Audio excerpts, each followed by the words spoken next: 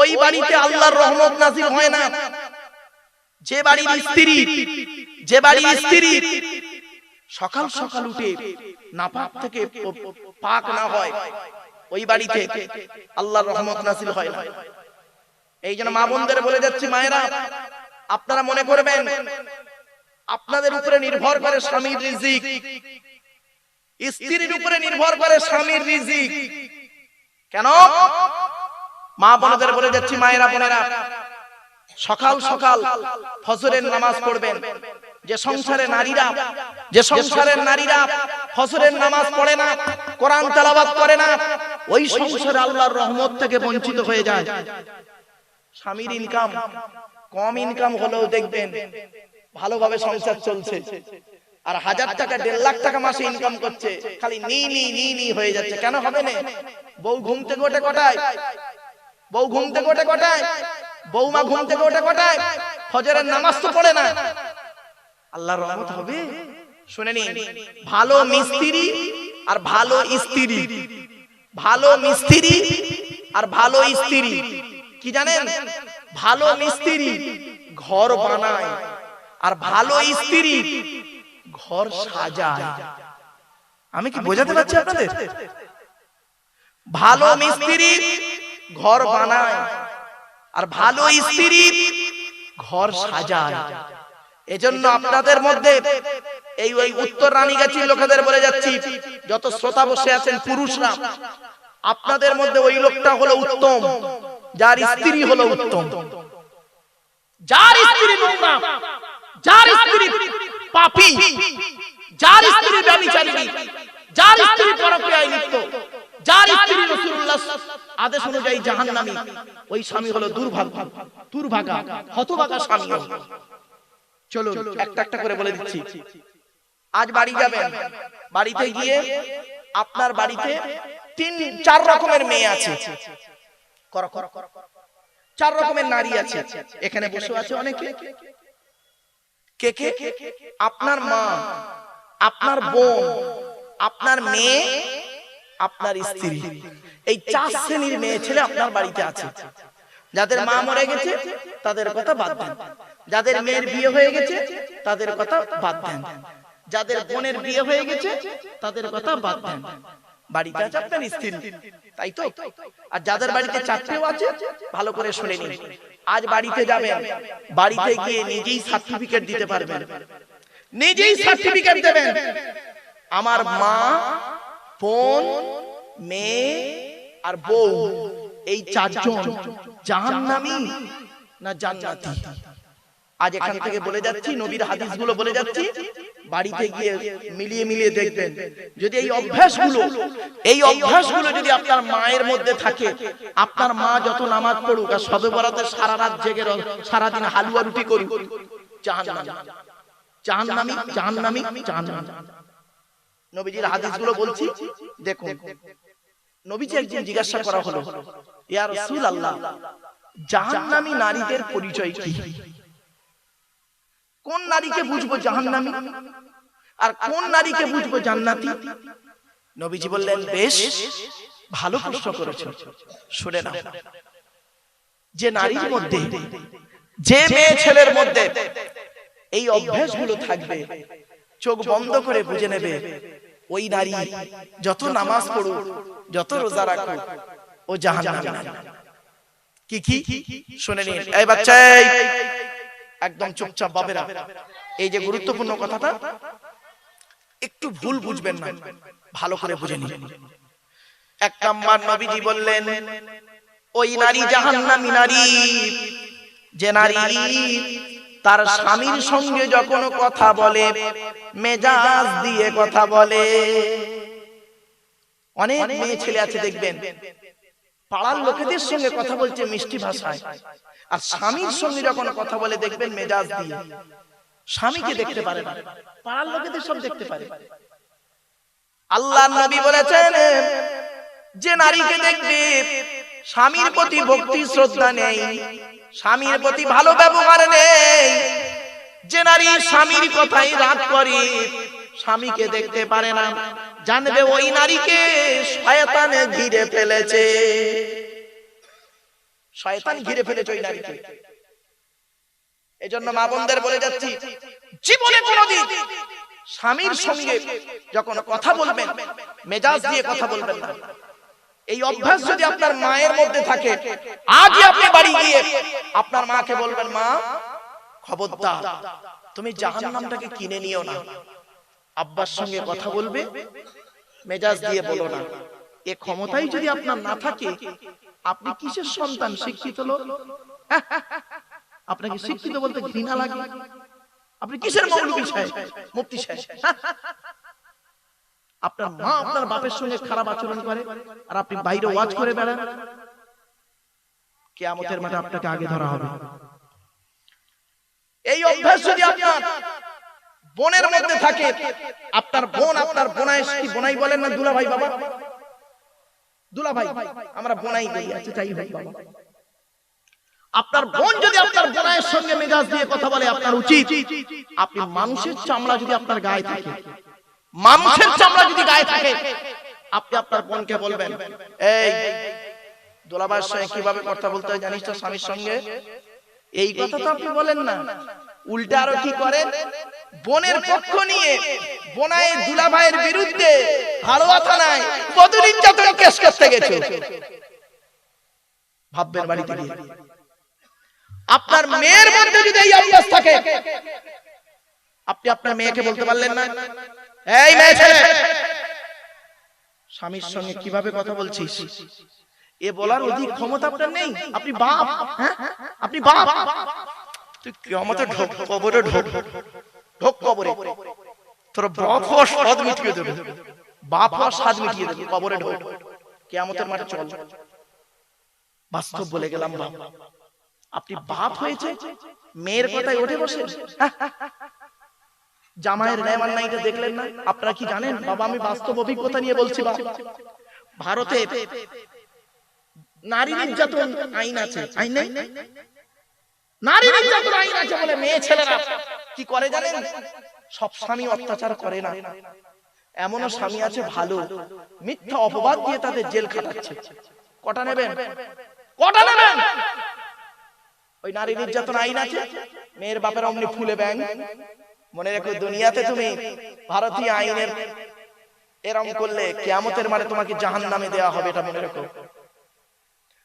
ভারতে নারী নির্যাতন আইন আছে বলে নারীরা অন্যায়ভাবে কত শ্বশুরের নামে বদনাম দিয়েছে, কেস করেছে, কত শাশুড়ির নামে কেস করেছে, কত ননদের নামে কেস করেছে, কত দেওরের নামে, ভাসুরের নামে, জায়ের নামে, স্বামীর নামে কেস করেছে। সকলে খারাপ নয়। যেদিন ভারতে পুরুষ নির্যাতন আইন হবে, পুরুষ নির্যাতন আইন যেদিন হবে, সেদিন দেখবেন কত নারী জেলখানায় ঢুকবে, তার কোনো ঠিক নেই। বাস্তবটাই বলে গেল। এক নাম্বার নবীজি বললেন, ওই নারী জাহান্নামী যে নারী তার স্বামীর সঙ্গে যখন কথা বলে মেজাজ দিয়ে কথা বলে। ওই জন্য মা বোনদের বলে যাচ্ছি, জীবনে কোনোদিন স্বামীর সঙ্গে যখন কথা বলবেন মেজাজ দিয়ে কথা বলবেন না। স্বামী রেগে গেলে করবেন কি? চুপ করে থাকবেন। আপনি স্বামী রেগে গেলে চুপ করে থাকবেন। যখন স্বামীর রাগটা ঠান্ডা হয়ে যাবে, আপনি তখন ওকে বোঝাবেন যে এই রাগটা আপনার করা ঠিক হয়েছে কিনা বলুন। ওরে নারী, পুরুষ জাতি তোদের ইচ্ছে, তোরা পুরুষ জাতিকে চিনতেই পারলি না। পুরুষ এমন একটা জাতি, পুরুষ জাতিকে যখন তার ভুলটাকে ঠান্ডা ব্রেনে যখন ধরিয়ে দেওয়া হয়, ওই পুরুষ তখন নিজেই অন্যায় স্বীকার করে। ঠিক না বেটা? বাস্তব কথা বললাম, বাস্তবটাই বলে গেলাম। পুরুষকে যখন তার ভুলটাকে সংশোধন করে দিয়ে পরে যখন ঠান্ডা মেজাজে বলা হয় না, তখন পুরুষ স্বীকার করে, কিছু মনে করো না, আমার ভুল হয়ে গেছে, ক্ষমা করে দাও। আর যদি কথার উপরে কথা বলে মেজাজ গরম হয়ে যায়, তখন স্বামী স্ত্রী ডিভোর্স হয়ে যায়, স্বামী স্ত্রী ডিভোর্স হয়ে যায়। খবরদার নয়। এক নাম্বার হলো ওই নারী জাহান্নামী যে নারী স্বামীর সঙ্গে যখন কথা বলে মেজাজ দিয়ে কথা বলে।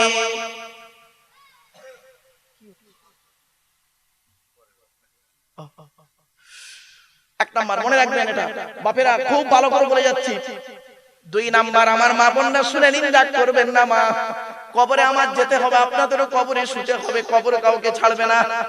2 নাম্বার বলা হয় ওই নারী জাহান্নামী, ওই নারীকে কিয়ামতের মাঠে জাহান্নামে দেয়া হবে যে নারী তার স্বামীর দুর্নাম বদনাম অন্যের কাছে করে বেড়ায়।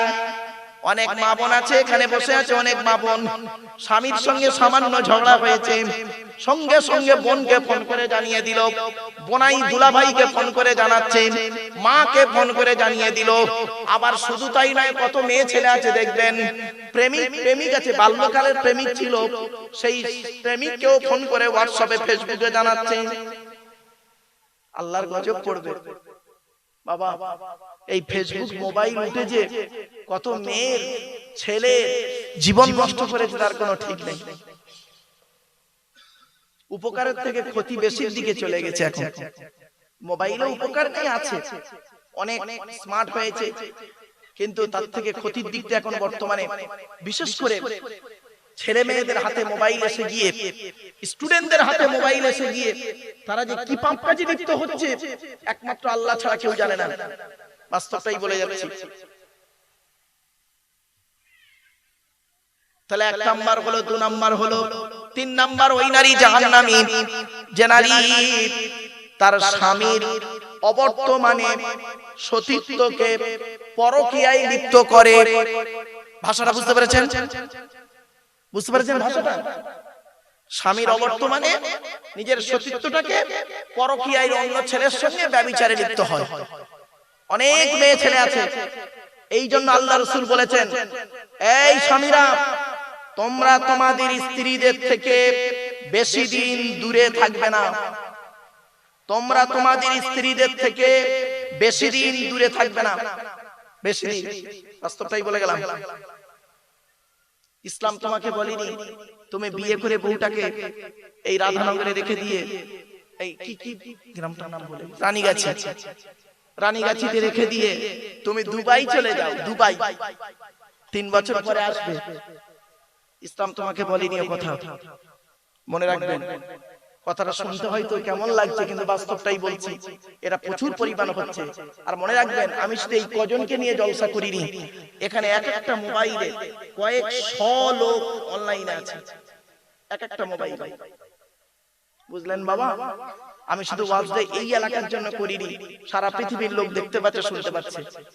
কত মানুষ করে কি আশায় বউকে বিশ্বাস করে রেখে গেল বাপের বাড়িতে, বউকে তার মায়ের বাড়িতে তুলে দিয়ে চলে গেল, আর বউ সেই সুযোগে স্বামীর সঙ্গে কি করলো? বিশ্বাসঘাতকতা করলো। ওই নারী জাহান্নামী। তাহলে 3 নাম্বার হলো, 1 নাম্বার হলো ওই নারী জাহান্নামী যে নারী স্বামীর সঙ্গে যখন কথা বলে মেজাজ দিয়ে কথা বলে। মা বোনদের বলে যাচ্ছি, খবরদার, স্বামীর সঙ্গে যখন কথা বলবেন মেজাজ দিয়ে কথা বলবেন না। আর যদি অতীতে ভুল করে থাকেন আজই গিয়ে ক্ষমা চেয়ে নিয়ে স্বামী স্ত্রী সুস্থ জীবন যাপন করবেন। শুনে নিন, শয়তান কখন খুশি হয়, আল্লাহ কখন খুশি হয়। শুনে নিন, শয়তান খুশি হয় তখন যখন স্বামী স্ত্রী বিচ্ছেদ হয়। স্বামী স্ত্রী বিচ্ছেদ হয়, শয়তান তখন খুব খুশি হয়। স্বামী স্ত্রী যখন গালিগালাজ করে একে অপরকে, শয়তান খুব আনন্দ পায়। স্বামী স্ত্রী যখন একে অপরকে মারধর করে, শয়তান তখন খুব লাফায়। হচ্ছে হচ্ছে হচ্ছে আরেকটু আরেকটু মুখ থেকে তলাক শব্দটা বের করে দিই, মুখ থেকে তলাক শব্দটা বের করে দিই, মানে ডিভোর্সটা দিয়ে দিই, এই আশায় থাকে। শয়তান খুশি হয়। আর আল্লাহ কখন খুশি হয়? স্বামী স্ত্রী যখন ঝগড়া করার পরে, স্বামী স্ত্রী ঝগড়া করতে করতে স্বামী স্ত্রী মিল হয়ে গেল, স্বামী স্ত্রী মহব্বত যখন বাড়ে, স্বামী স্ত্রী সংসার না ভেঙে সংসার যখন জুড়ে যায়, আল্লাহ খুশি হয়। জোরে বলে। এবার আপনারা এখানে বসেছেন কাকে খুশি করতে? তা আল্লাহকে যদি খুশি করতে চান তাহলে স্বামী স্ত্রীর সঙ্গে ভালো ব্যবহার করবেন, স্ত্রীর সঙ্গে ভালো ব্যবহার করবেন। এরপরে আসছি মা বোনদের বলছি, মায়েরা বোনেরা একটু গুরুত্ব দিয়ে শুনুন। তাহলে 1 নাম্বার হলো কি? স্বামীর সঙ্গে যখন কথা বলবেন মেজাজ দিয়ে কথা বলবেন না, দয়া করে দু নাম্বার স্বামীর দুর্নাম বদনাম তৃতীয় কোনো ব্যক্তির কাছে করবেন না। যদি করতে হয় আপনি আল্লাহর কাছে করুন, এছাড়া আর কাউকে বলবেন না। পৃথিবীর কোনো ব্যক্তিকে বলবেন, সে তিনটে সুযোগ নেবে: দৈহিক, মানসিক, শারীরিক, আর্থিক, সামাজিক, পাঁচটা সুযোগ নেবে। হয় দৈহিক, নয় শারীরিক, নইলে মানসিক, নয় আর্থিক, নয় সামাজিক। বুঝতে পারেন না? এটা খুলে বলবো। ছোট্ট একটা উদাহরণ দিচ্ছি। স্বামী স্ত্রী ঝগড়া হয়েছে, উকিলকে গিয়ে বলুন, উকিলকে গিয়ে বলুন, সে কি করবে? বুঝতে পারেন না? টাকাই তোমার ঝাড়ে। আর কাকে বলবেন? এলাকার একটা মেম্বারকে বলবেন, যুবক ছেলে যদি মেম্বার হয়, আর বউটা যদি একটু মানে হৃষ্টপুষ্ট হয়, বেশ অল্প বয়স হয়, ভাবি চিন্তা নেই, আমি আছি তোমার জন্য, চিন্তা নেই। কি করতে হবে বলো? বাবা বাস্তবটাই বললাম, কথাটা শুনতে হয়তো খারাপ লাগছে, কিন্তু অতি বাস্তব কথাটা বললাম। এই পাঁচটা গুণ আছে, আল্লাহকে বলুন, আল্লাহ খুশি হয়ে যাবে। জোরে বলুন সুবহানাল্লাহ। আল্লাহ রাস্তা বলে দেবে। খবরদার কোনদিন স্বামী স্ত্রীর সমস্যা হলে তৃতীয় কোনো লোককে বলবেন না। আপনাদের বলে যাচ্ছি, মেয়েরা এরা বুদ্ধি কম, মেয়েদের বুদ্ধি কম একটু, কোরআনে আছে মেয়েদের আইকিউ একটু কম আছে। তবে আপনি যেই আপনার বয়স সঙ্গে ইন্দিরা গান্ধীর তুলনা করবেন এটা বলছি না, লেভেলটা ঠিক রাখুন। তো মেয়েদের বুদ্ধি একটু কম স্বামীর তুলনায়, এই জন্য তালাকের দায়িত্ব দেওয়া হয়েছে স্বামীদের হাতে, তাই না? আরে ভাই বলুন না একটু। আচ্ছা, তালাক দিতে পারে কারা? স্বামী দিতে পারে। কেন স্বামীকে দায়িত্ব দিলে কেন? আল্লাহ তালাকের দায়িত্ব স্বামী দেওয়া হলো কেন? জি, একজন পুরুষ যখন এই শব্দগুলো ইউজ করবে খুব সাবধানে করবে, এত সহজে মুখ থেকে বলবে না। তালাকের দায়িত্ব যদি মেয়েদের হাতে দেওয়া হতো, ওরা দিনে 400 বার করে স্বামীকে তালাক দিত। এই ভুল বলছি না, বাস্তব বলছি রে ভাই, আমাকে ভুল বুঝাও না, বাস্তব বলছি। এমনি সারাদিন বলতেছে তোমার সঙ্গে বিয়ে হওয়া আমার জীবনটা নষ্ট হয়ে গেছে, জীবনে কিছু পাইনি, এই পাইনি, লাউ ঠালা। আর ওই শব্দ যদি ওদের দায়িত্ব দিত আল্লাহ, সংসারের 12টা বেজে যেত। এজন্য মা বোনদের বলি, সাবধান মা, স্বামী স্ত্রীকে ভালোবাসুন, স্বামীকে ভক্তি করুন, স্বামীকে শ্রদ্ধা করুন। স্বামী স্ত্রীর মাঝখানে তৃতীয় কোনো ব্যক্তিকে আনবেন না, একটাই আসবে, আল্লাহ। কে? আল্লাহ। আপনার অসুবিধা হয়েছে, আল্লাহকে বলুন, আল্লাহ আমার স্ত্রীর মনটা ভালো করে দিন। ওগো আল্লাহ, আমার স্বামীর মনটাকে ভালো করে দিন, ওকে বুঝ শক্তি দান করুন। এইটুকু বলবেন, আল্লাহ দেখবেন সব সমস্যার সমাধান দিয়ে দেবেন। চলো তাহলে 3 নাম্বার। 4 নাম্বার হলো ওই নারী জাহান্নামী যে নারী কি করে? স্বামীর পরিবারের সঙ্গে খারাপ আচরণ করে। কি বললাম? আচ্ছা, স্বামীর পরিবার কারা? স্বামীর বাপ, স্বামীর মা, স্বামীর বউ, স্বামীর বোন, স্বামীর ভাই ইত্যাদি।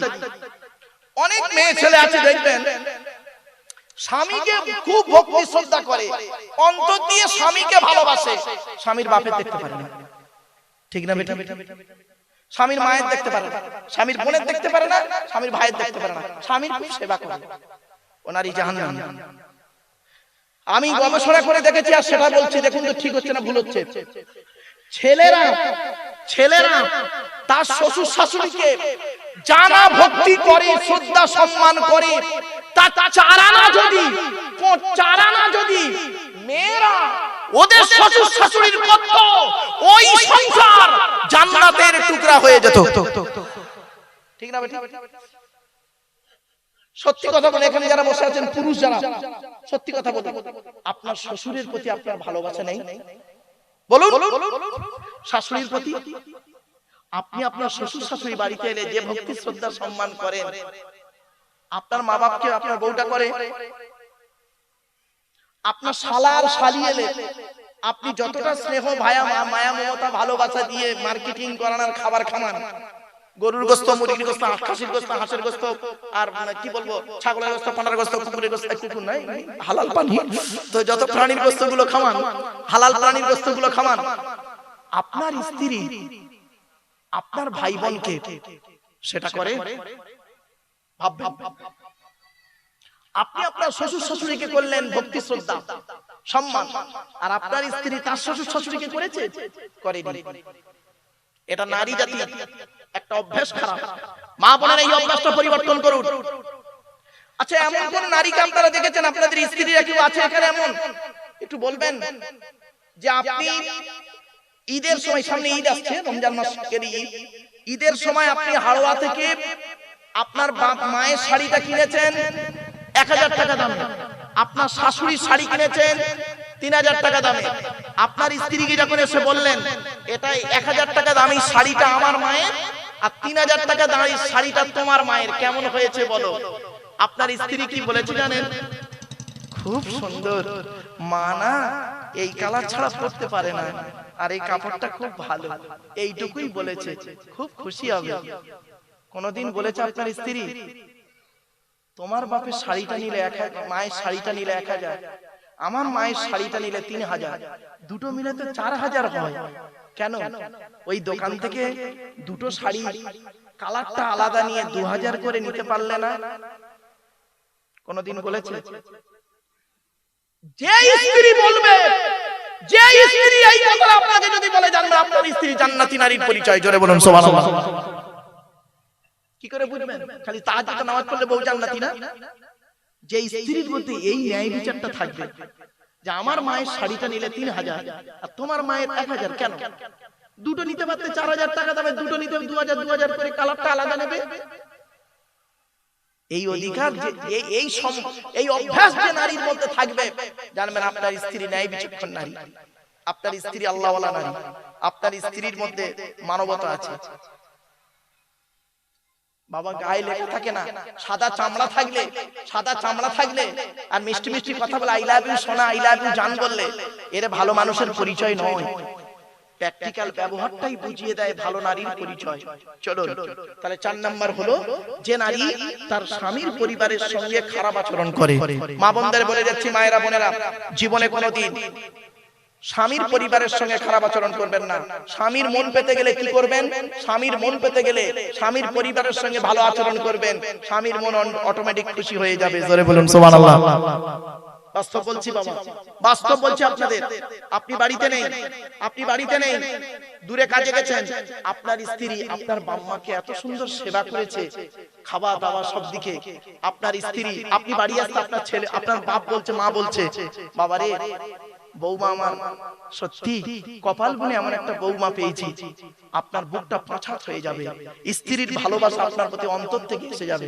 আর যদি বাম্মা শুনে এসে যদি বলে আপনি বাড়িতে এসেছেন, আপনার বাম্মা বলছে, বাবা কেমন জাতের মেয়ে নিছিস, আমারও দেখতে পারে না, তোর মারও দেখতে পারে না, খালি বাপের বাড়ি টান।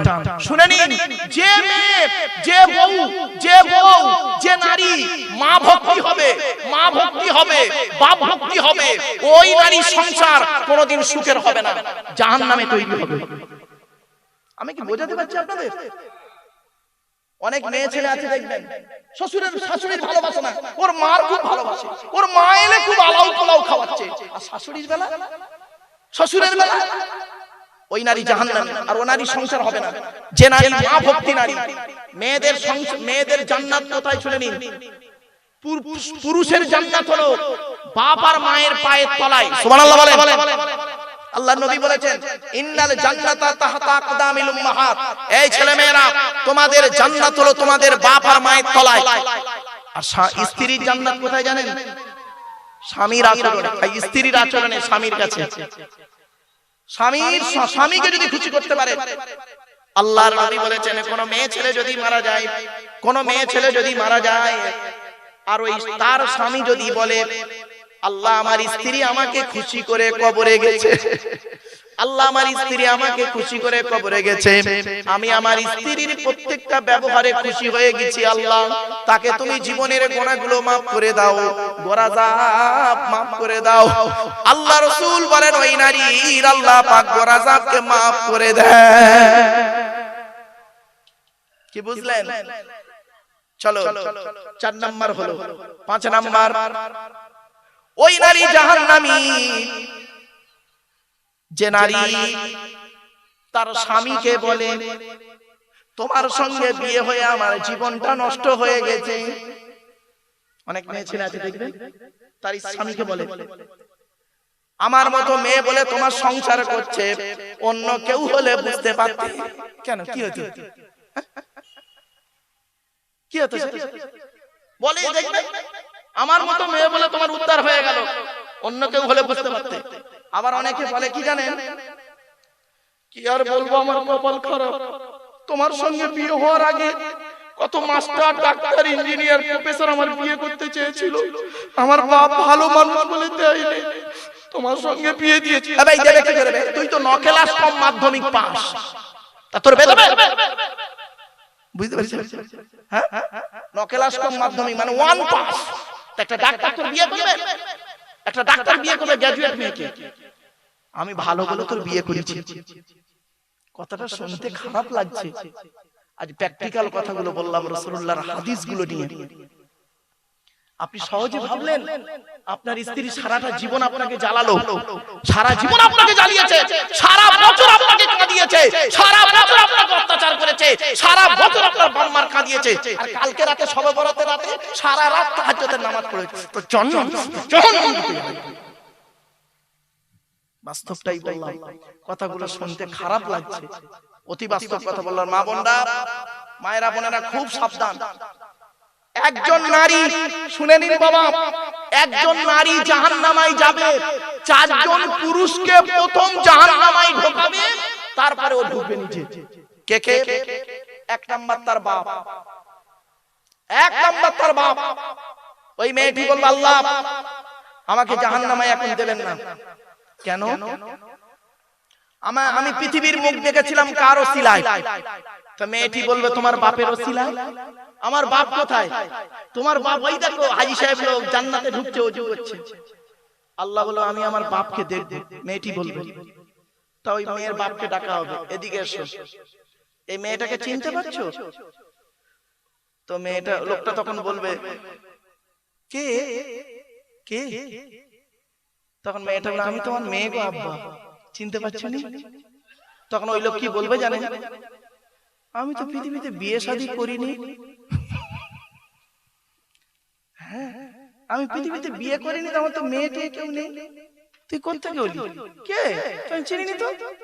কোরআন বলছে, কোরআন বলছে ইয়াউমা ইয়াফিরুল মারউ মিন আখিহি ওয়া উম্মিহি ওয়া আবিহি ওয়া সাহিবাতিহি ওয়া বানিহি লিকুল্লি ইমরিইম মিনহুম ইয়াউমা ইযিন শানুন ইউগনিহি।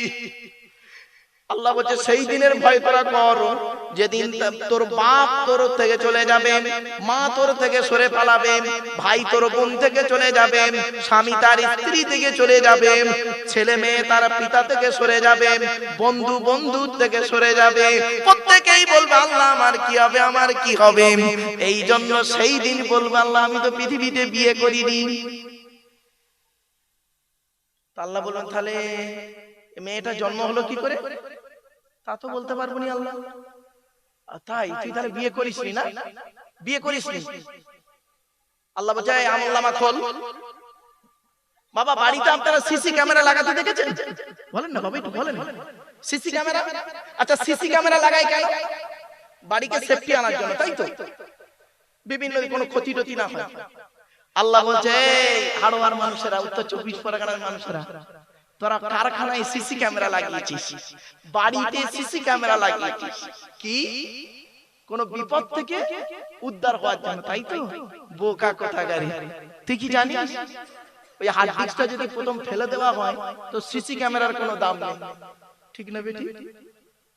আল্লাহ বলে শোন, আমি আল্লাহ তোর দেহের মধ্যে 2টো সিসি ক্যামেরা লাগিয়ে রেখেছি। তোর যেদিন পৃথিবীতে জন্ম দিয়েছি, যেদিন তুই মায়ের পেট থেকে এলি, আর পৃথিবীর বুক যেদিন ছেড়ে দিলি, জন্ম থেকে মৃত্যু পর্যন্ত তোর দেহের মধ্যে 2টা সিসি ক্যামেরা লাগানো আছে। তুই ঘুমালেও সে সিসি ক্যামেরা সব সময় চলে। সিসি ক্যামেরার নাম হলো কিরামান কাতিবিন। 2 কাঁধে 2 ফেরেশতা রয়েছে, ডান কাঁধের ফেরেশতা তোর নেকিগুলো লিখছে আর বাম কাঁধের ফেরেশতা তোর গুনাহগুলো লিখছে। সেই দিন ওই ব্যক্তি যখন বলবে আল্লাহ আমার পৃথিবীতে কোনো মেয়ে ছেলে ছিল না, আমি পৃথিবীতে বিবাহ করিনি, আল্লাহ বলবে এই ডান কাঁধের ফেরেশতা তুই তোর খাতাটা খুলে দেখাম। ডান কাঁধের ফেরেশতা যখন খাতা খুলে দেখাবে, বাম কাঁধের ফেরেশতা যখন খাতা খুলে দেখাবে, ওই ব্যক্তি তখন কি বলবে জানেন? আল্লাহ ডান কাঁধ বাম কাঁধের ফেরেশতারা এটা ভুল লিখেছে, আমার বিরুদ্ধে লিখেছে। আল্লাহ বলবে এরাও তাহলে আজকের মিথ্যাবাদী, চল তোর এই দুই ফেরেশতার কথা আর আমি শুনবো না। আল্লাহ বলবেন এই ওর মুখটাকে বন্ধ করে দে। আলী কোরআনে আছে আলিয়াউমা নাকতিমু আলা আফওয়াহিহিম ওয়া তুকাল্লিমুনা আইদিহিম ওয়া তাশহাদু আরজুলুহুম বিমা কানু ইয়াকসিবুন। সূরা ইয়াসিনের মধ্যে আল্লাহ বলে দিলেন সেই দিন আমি আল্লাহ ওর মুখটাকে বন্ধ করে দেব,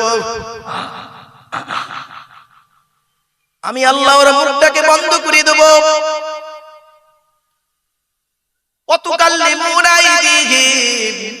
ওর দুটো হাত আমার সামনে কথা বলবে,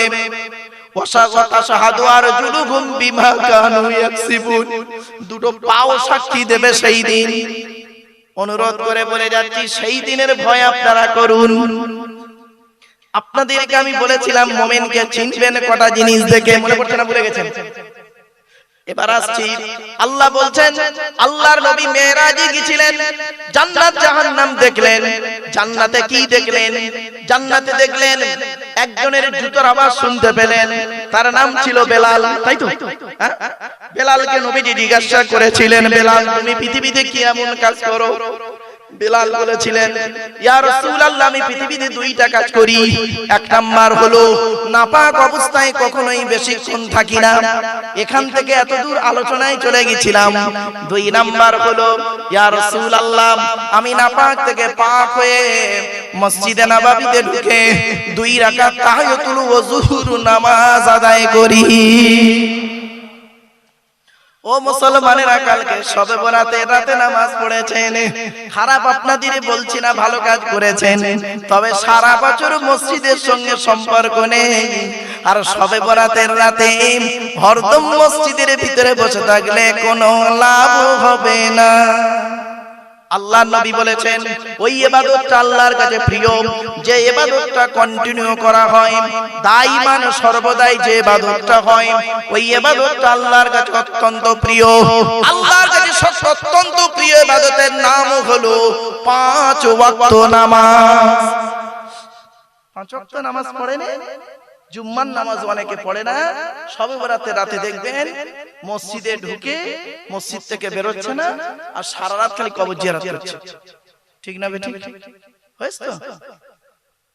কবর জিয়ারতের কথা আমি মিথ্যা বলবো না, কবর জিয়ারত করবেন। নবী কি বলেছেন শুনে নিন, মান যারা কবরা আবাওয়াইহি আও ওয়াহদিহিমা ফি কুল্লি জুমআতিন গুফিরা লাহু ওয়া কুতিবা লাহু বারাআ। জুম্মার দিনে যদি কোনো ছেলে তার বাপ আর মায়ের কবরটা জিয়ারত করে, ছেলের দুয়ার উসিলায় বাম্মার কবরটাকে আল্লাহ আলোয় আলোকিত করে দেয়। সত্যি কথা বলবেন, মাসে যদি 4টে শুক্রবার হয়, বছরে কটা হবে? 4 12 48টা। সত্যি কথা বলুন তো, বছরে 48 বার বাম্মার কবরের ধারে গেছেন? না, এই 6 বরাতের রাতে আর 27 রাতে। আপনি সন্তান? আপনি কিসের সন্তান? আপনি আপনার বাম্মার কবর জিয়ারত করেন। রাসূলুল্লাহ বলেছেন শুক্রবারে তোর বাম্মার কবর জিয়ারত করবি আর বাম্মার নামে দান খয়রাত করবি। আপনি তো নিজেই করেন না। মসজিদে যে চাঁদা দেন, মসজিদে জুম্মার নামাজের পরে ইমাম সাহেব সালাম ফিরিয়ে, আপনাদের এলাকায় আছে কি ওই কোটো ঠেলে ঠেলে দেয়? বলেন না বাবা, ওখানে তো ছেঁড়া 5 টাকার নোট দিয়েছে, ছেঁড়া 10 টাকার নোট দিয়েছে, যেটা বাজারে চলবে না সেটা মসজিদে যে চালিয়ে দেয়। কেন 100 টাকা দিতে পারলেন না? তা দেবেন কেন? অন্য জায়গায় চাঁদা দেবেন বেশি, আল্লাহর ঘরে দিতে গেলে কষ্ট তো। দান করলে কি হয় জানেন? আল্লাহ রাসূল বলেছেন, আমি বলিনি, দান করলে রাসূলুল্লাহ বললেন জীবনের গুনাহগুলো maaf হয়ে যায়। আল্লাহর নবী বলেছেন মানুষ পাপ করবে, এটা সঠিক, ঠিক না বেঠিক? আমরা পাপ করব স্বাভাবিক, পাপ আমাদের হবেই হবে, কেউ পাপ থেকে মুক্ত নেই। আল্লাহর নবী বললেন মানুষ পাপ করবে স্বাভাবিক, কিন্তু মানুষ পাপ করার পরে দুটো জিনিস যেন করে নেয়। এক নাম্বার হলো সঙ্গে সঙ্গে যেন তওবা করে নেয়, আল্লাহ আমি ভুলটা করে ফেলেছি, আল্লাহ আপনি মাফ করে দিন, আর জীবনে কোনোদিন এই পাপ কাজের দিকে যাব না। এক নাম্বার যেন তওবা করে নেয় সঙ্গে সঙ্গে। আর দুই নাম্বার হলো যে পরিমাণ পাপ করেছেন ওই পরিমাণ যেন নেকি সঙ্গে সঙ্গে করে নেয়। তাহলে কিয়ামতের মাঠে ফাআম্মা মান সাকুলাত মাওয়াজিনুহু ফাহুয়া ফি ঈশাতির রাদিয়া, কিয়ামতের মাঠে যখন নেকি আর পাপ আর নেকি যখন দুটো মাপা হবে তখন সমান সমান হবে অন্তত, আর ঈমান থাকার কারণে আল্লাহ যদি চায় পার হয়ে যাবে। এরপরে আসছি নবীজি জাহান্নামের দিকে গেলেন, জাহান্নামের দরজাটা খুলে দেওয়া হয়েছে। জাহান্নামের গেটে যুবক আর যুবতীদের লজ্জাস্থান থেকে পুঁজ আর রক্ত বেরোচ্ছে, আর ওই যুবক যুবতীরা কষ্টের কারণে চিৎকার করছে। আল্লাহ নবী জিবরাইলকে জিজ্ঞাসা করলেন মান হাউলাহি ইয়া কি জিবরাইল, ও ভাই জিবরাইল এরা কারা? জিবরাইল বলেন আযুনাত আযুনাত আযুনাত, এরা হলো ব্যভিচারকারী নারী আর পুরুষ, পৃথিবীতে জিনা করে করে বেড়াতো। আচ্ছা এই কথা শুনে আপনাদের কি মনে হলো? কিছু মনে হচ্ছে কি? বলুন একটু কথা বলুন। আল্লাহর নবী জাহান্নামের গেটে দেখতে পেলেন যুবক আর যুবতীদের লজ্জাস্থান থেকে পুঁজ আর রক্ত বেরোচ্ছে, তারা খুব চিৎকার করছে কষ্টের কারণে। তা জিবরাইলকে নবী জিজ্ঞাসা করছেন ভাই ওরা কারা? এই যুবক যুবতীদের লজ্জাস্থান থেকে পুঁজ আর রক্ত বেরোচ্ছে আর এরা চিৎকার করছে, কারণটা কি? এরা কি কারা কারা এরা? তা বলছে এরা হলো ব্যভিচারকারী নারী আর পুরুষ, পৃথিবীতে ব্যভিচার করে করে বেড়াতো। এই কথাটা শুনে আপনাদের মনের মধ্যে কি হলো? কিছু অনুভূতি আসছে? শুনেন, এই কথাটা শোনার সাথে সাথে যদি আপনার মনের মধ্যে যদি কোনো ধাক্কা লাগে, যদি মুমিন হন, যদি সত্যিকারের মুসলমান হন, মুমিন হন, বুকে ধাক্কা লাগবে, আল্লাহ ইস আমি তো পৃথিবীতে কত মেয়ে নষ্ট করেছি। আমি যখন 25 বছরের যুবক ছিলাম, যে মেয়েটার সঙ্গে ব্যভিচার করেছিলাম সেও কাউকে বলেনি, আর আমি জেনা করেছি যার সাথে আমিও কাউকে বলিনি। আমার বিয়ে হয়েছে বসিরহাটে, সে মেয়েটার বিয়ে হয়েছে বনগাঁয়, সে তার স্বামীকে বলেনি আমি বিয়ের আগে অমুক ছেলের সঙ্গে ব্যভিচার করেছিলাম। আমি আমার স্ত্রীকেও বলিনি আমি বিয়ের আগে একটা মেয়ের সঙ্গে জেনা করেছিলাম। ওগো আল্লাহ, তোমার পাপের ডায়েরিতে আমার আর তার নাম লেখা আছে, পাপের খাতায় আমার আর তার নাম লেখা আছে। ওগো আল্লাহ, আমার অবস্থা কি হবে? এই কথা শোনার সাথে সাথে যদি আপনাদের চোখ মুখ ছলছল করে, বুকের ভিতরে যদি তোলপাড় শুরু হয়, তাহলে জানবেন আপনাদের অন্তরে ঈমান আছে। আর যদি কিছু মনেই না হয়, কোন অনুভূতি যদি না আসে, ও মনি সাহেবের দাওয়াত দিয়েছি ওয়াজ করে চলে যাবে টাকা নিয়ে বাড়ি যাবে, তাহলে জানবেন আপনাদের অন্তরে এখন ঈমানটাই ঢোকেনি। তা আপনি মুসলমান হলেন কি করে? ফালতু খালি কামাকা গালে দাড়ি মাথায় টুপি দিয়ে ফালতু বসে আছেন। কিছু বুঝতে পারছেন আমার ওয়াজ বাবা? আল্লাহর নবী যখন এই বর্ণনা করছেন না, আল্লাহর নবী যখন এই কথাটা বলছেন যে যুবক যুবতীদের লজ্জাস্থান থেকে পূজার রক্ত বের হচ্ছে, তখন সাহাবীরা অনেকে ঝরঝর করে কাঁদছে, আল্লাহ আমার কি হবে, আমার কি হবে? তারা জিনা করেনি, তথাপিও তাদের মনের মধ্যে সন্দেহ লেগে গেছে। আল্লাহ রাস্তায় যেতে যেতে কত মেয়েকে দেখে ফেলেছি, জানি না আল্লাহ, জানি না আল্লাহ আপনার গোনার খাতায় কি লেখা আছে আমাদের। আর আমরা আহা, যুবক ছেলে, ও যুবতী মেয়ে, যুবক ছেলে, মোবাইল কিনেছো, মোবাইলে নেট ঢুকিয়েছো, জিও সিম লাগিয়ে হরদম খালি নোংরা নোংরা ছবি, কম্বল মুড়ি দিয়ে, কাঁথা মুড়ি দিয়ে, হেডফোন গুঁজে মোবাইল ধরে দেখছো। হাত দিয়ে মোবাইলটা ধরে আছো, হাতের জেনা। চোখ দিয়ে দেখছো, চোখের জেনা।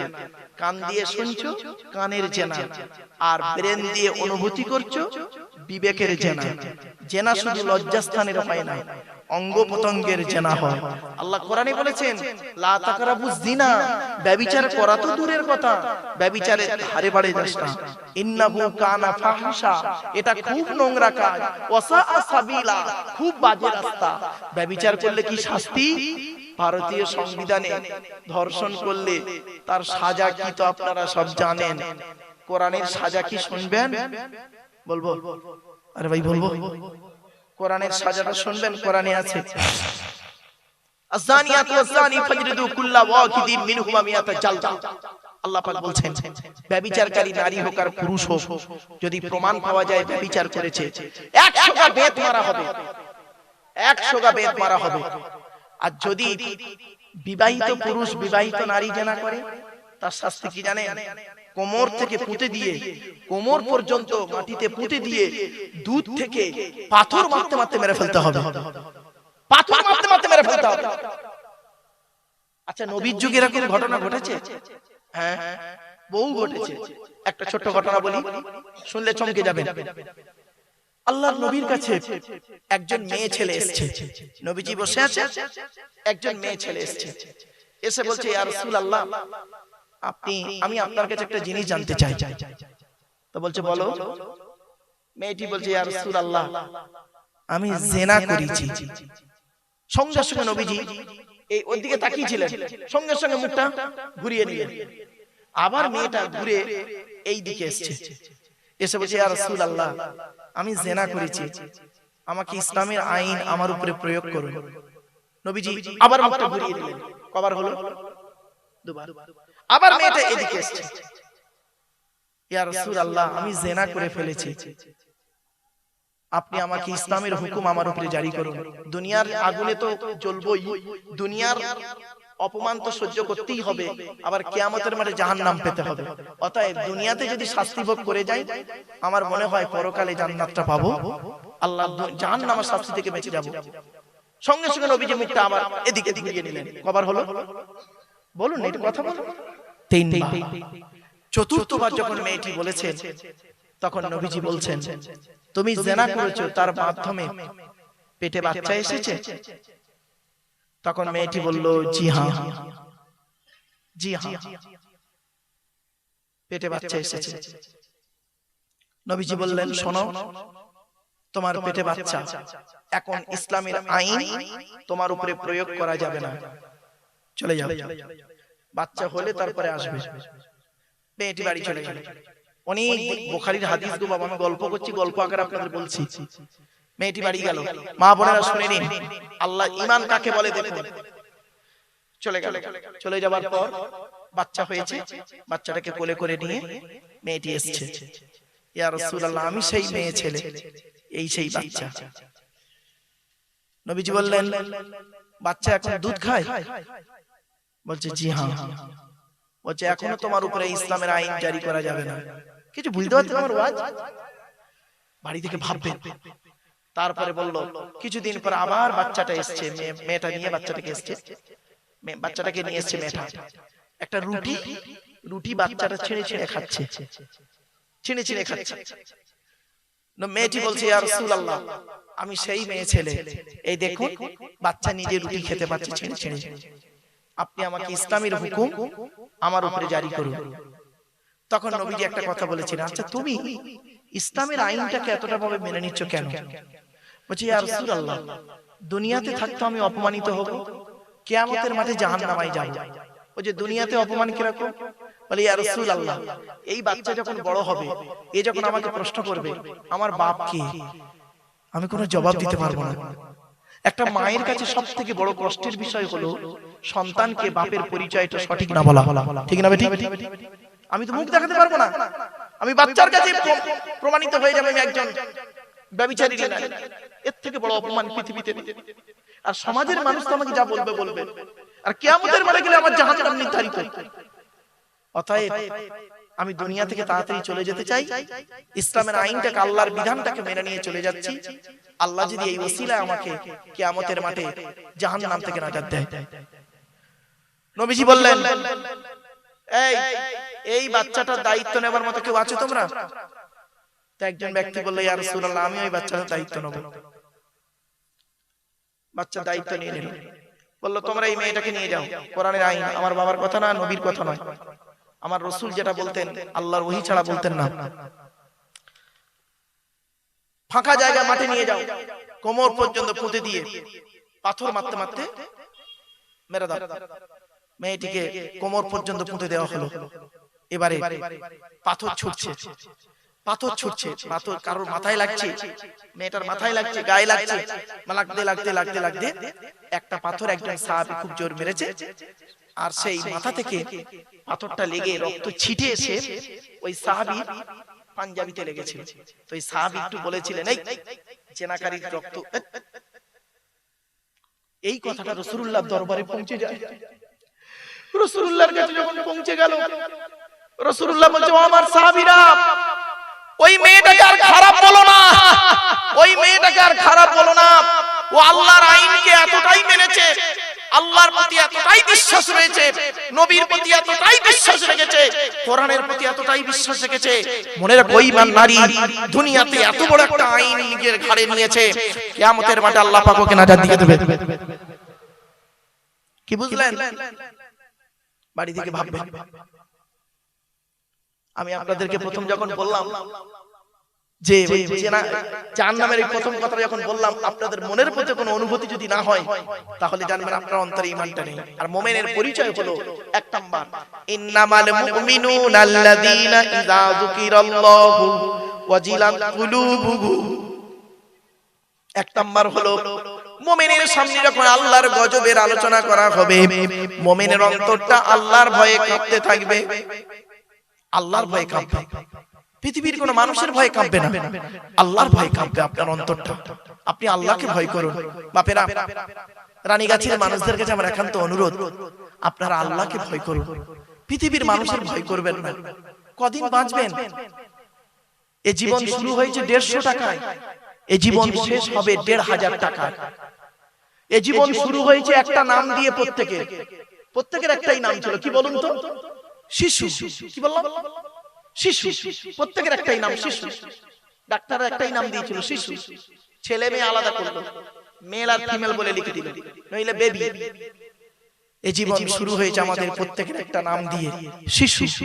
এই জীবন শেষ হবে, প্রত্যেকের একটাই নাম হবে, কি বলুন তো? লাশ। কি বললাম? লাশ। আগে চলে গেছে বাঁশ। রাগ করবেন না, ভুল বললাম বুঝি না? আরে মাটি দেওয়ার আগে কি যায়? বাঁশ। বাঁশ দু রকমের হয়, বাঁশ দু রকমের। একটা বাঁশ যায় চাপা দেওয়ার জন্য, আর একটা বাঁশ যায় পেটাই দেওয়ার জন্য। বুঝতে পারেনি না? ও মুসলমান, তোমার বাঁশটা দেওয়া হয়েছিল চাপা দেওয়ার জন্য।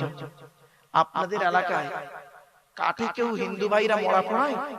কাঠে কাঠে শ্মশানে দেখবেন কি স্মৃতিটা হয়। আমরা ছোটবেলায় তো দেখেছি, বহু শ্মশানে গিয়ে দেখেছি এরকম হচ্ছে না, বাচ্চা বয়স ওই জিনিসগুলো দেখতাম, খিচে উঠতো, লাঠির বাড়ি মেরে আবার শুইয়ে দিত। এখন সেটা বুঝলাম যে বাঁশ দুই রকমের হলো, একটা বাঁশ গেল চাপা দেওয়ার জন্য, আর একটা বাঁশ গেল পেটাই দেওয়ার জন্য। পার্থক্য এই জায়গাটা। একবার ভেবেছেন চোখ দুটো বন্ধ হয়ে গেলে কি হবে? কেউ পাশে নেই, কি আছে আপনার? টাকা পয়সা, গাড়ি বাড়ি, ব্যবসা বাণিজ্য, ছেলে মেয়ে, আত্মীয় স্বজন, বন্ধু বান্ধব, সব শেষ। কেউ যাবে না, একাকিত্বের জীবন নিয়ে চলে যেতে হবে। শুনে নিন, সেকেন্দার বাদশা মারা যাওয়ার আগে মন্ত্রীদেরকে 3টে আদেশ করেছিল যে আমি মারা যাওয়ার পর আমার লাশটা কবরস্থানে কারা নিয়ে যাবে। তখন মন্ত্রীরা বলল, স্যার আমরা নিয়ে যাব। বলে খবরদার নয়, খবরদার নয়, তোমরা নিয়ে যাবে না। বলে কে নিয়ে যাবে? আপনার পরিবার বর্গ। বলে তাও না। তাহলে নিয়ে যাবে কে লাশটা কবরস্থানে? বলে ডাক্তাররা। কারা? ডাক্তাররা, যারা আমার দেহের চিকিৎসা করেছে, ওরাই আমার লাশটাকে কবরস্থানে নিয়ে যাবে। এক নাম্বার। 2 নাম্বার, আমি মারা যাওয়ার পর, আমার মাটি দেওয়ার পর, আমার সম্পদ সোনাদানা কিছুটা কবরের পাশে রেখে চলে আসবে। কয়েকদিন রাখার পরে তারপরে নিয়ে চলে আসবে। 3 নাম্বার, আমি মারা যাওয়ার পর আমার হাত দুটো কাফনের বাইরে করে দেবে।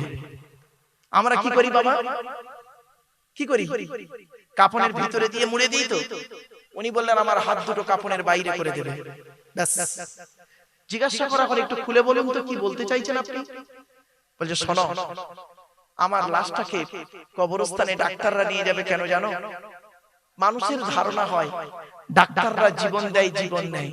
জীবন দেওয়া নেওয়ার মালিক ডাক্তার নয়, জীবন দেওয়া নেওয়ার মালিক কে? আল্লাহ। আল্লাযী খালাকাল মাউতা ওয়াল হায়াতা, আল্লাহ পাক হায়াত মউতের মালিক। ডাক্তারদের ধারণা ডাক্তাররা এই জন্যই কাঁধে করে নিয়ে যাচ্ছে আমাকে। ডাক্তাররা বলে দিচ্ছে ওরে পৃথিবীর মানুষ শোন, এই বাদশার মুখের কথার মাধ্যমে আমরা আন্দাজে চিকিৎসা করেছি। ও যেটা বলেছে পেটের যন্ত্রণা হচ্ছে, পেটের যন্ত্রণা আন্দাজে ওষুধ দিয়েছি। মাথার যন্ত্রণা হচ্ছে, আন্দাজে ওষুধ দিয়েছি মাথার যন্ত্রণা। ওর কথা মতো ওষুধ দিয়েছি, কিন্তু বাঁচাতে পারিনি, বাঁচাতে পারিনি। তাই যার মাল তাকে ঘাড়ে করে দিয়ে আসছি। এক নাম্বার। দু নাম্বার হলো যে কি বলেছিল, আমি মারা যাওয়ার পর আমার সোনা দানাগুলো কি করবে? কবরের পাশে রেখে দিয়ে আসতে। পৃথিবীর মানুষ যাতে দেখ বুঝে যে এত বড় একটা বাদশা হয়ে মরে আছে, কবরে মাটির নিচে শুয়ে আছে, আর কবরের পাশে এতগুলো সোনা দানা টাকা পয়সা একটুও নেওয়ার ক্ষমতা নেই। কি বুঝছেন? ভাবেন। আমার ওয়াজ হলো ভাবতে হবে, বুঝতে হবে, চিন্তা করতে হবে, দেখবেন পরিবর্তন হবে ইনশাআল্লাহ। 3 নাম্বার বলেছিলেন আমি মারা যাওয়ার পর আমার লাশটাকে কি করবে? হাত দুটো কাপনের ভিতরে করে দেবে, বাইরে করে দেবে। আমরা তো ভিতরে করে মুড়ে দিই, লাশকে বাইরে করে দেবে কেন? পৃথিবীর মানুষকে জানিয়ে যাচ্ছি, ওরে দুনিয়ার মানুষ শোন, এই 2 হাত দিয়ে আমি পৃথিবীতে অনেক কিছু উপার্জন করেছি, গাড়ি বাড়ি বিল্ডিং বানাখানা সবকিছু করেছিলাম এই 2 হাত দিয়ে। তোরা দেখ, তোরা হয়তো মনে করবি বাদশা সেকেন্দার আজকে সোনা দানা সব নিয়ে হাতে করে কাপনের ভিতরে করে নিয়ে কবরে যাচ্ছে। দেখ, দুটো খালি হাত নিয়ে মায়ের পেট থেকে এসেছিলাম, আজ দুটো খালি হাত নিয়ে চলে গেলাম।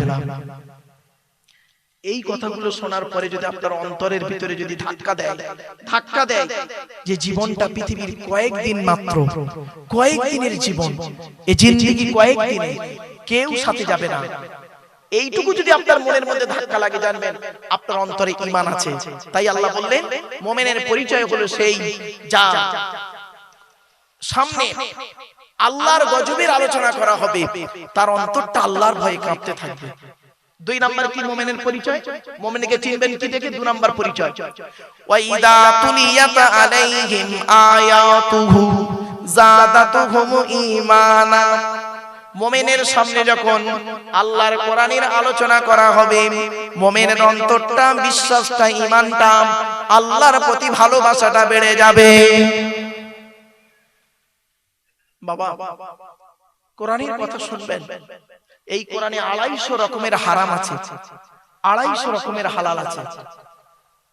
আজকের আখিরি দোয়া হবে না বাবা? বলুন না, মোনাজাত হবে তো একটা। আচ্ছা, এই দোয়াটা কবুল হয় বুঝবেন কি করে? বলুন কি করে বুঝবেন? মৌলী সাহেব দোয়া করছে, আল্লাহর দরবারে কবুল হবে।